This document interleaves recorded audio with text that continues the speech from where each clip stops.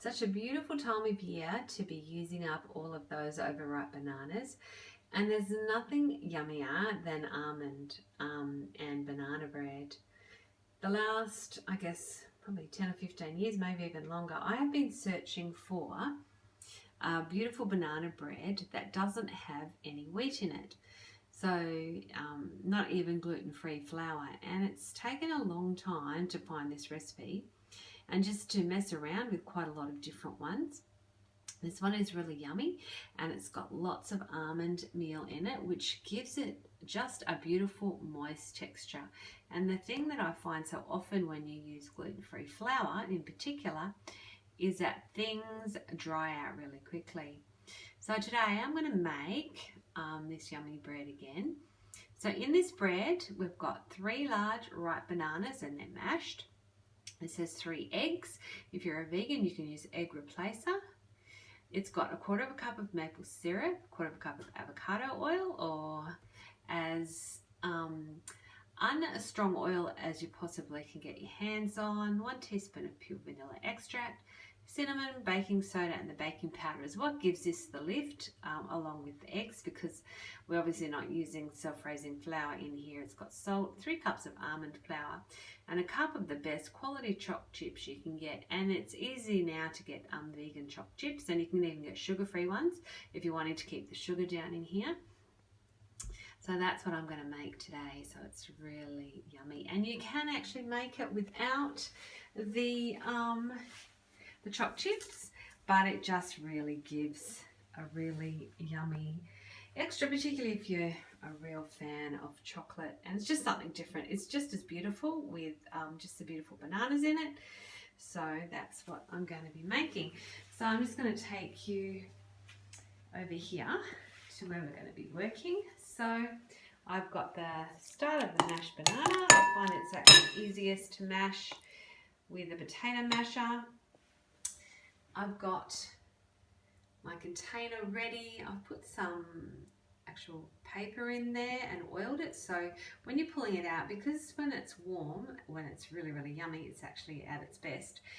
It's really hard to actually get it out sometimes, so to be able to lift it out from underneath is perfect. It's really good.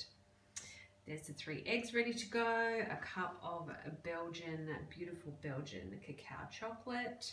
I've got some oil, some maple syrup, and we've got bicarb soda. And we've also got baking powder in this as well. There's some organic cinnamon, has a little bit of salt, and then 3 cups of the best quality almond meal or flour that you can get. So I'm going to put them all in there together, and then I'm going to put them into the ceramic container ready to go in the oven. So I've added all those ingredients.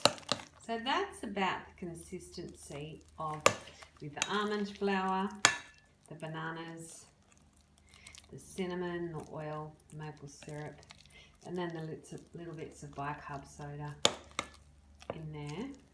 And you can bake it like that in the dish. But I'm actually going to add those chocolate chips and mix those through.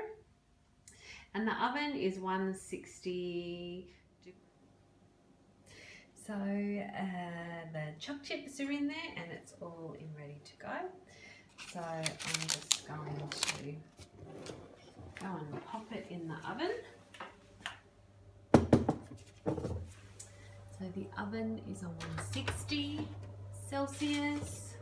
And I'm just going to put it in the oven. And that will need to stay in there for about 50 minutes.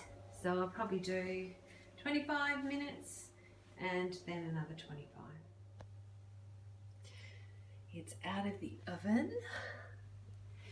Got those little melted chocolate chip bits in there. Ooh, they're glistening. Yummy, yummy, yummy. So now I'll let that cool. Once it's cooled down, then I will lift it out and I will then slice it. And it's so yummy with a lovely cuppa and a little bit of Nuttalex on it if you're vegan, or some butter if you're not. So, but you can actually get nullets now that taste like real butter, so it's pretty yummy. All right, I'll show you some more in a bit. Yummy, yummy in my tummy. Yummy, yummy, yummy banana bread with chocolate chips in my tummy.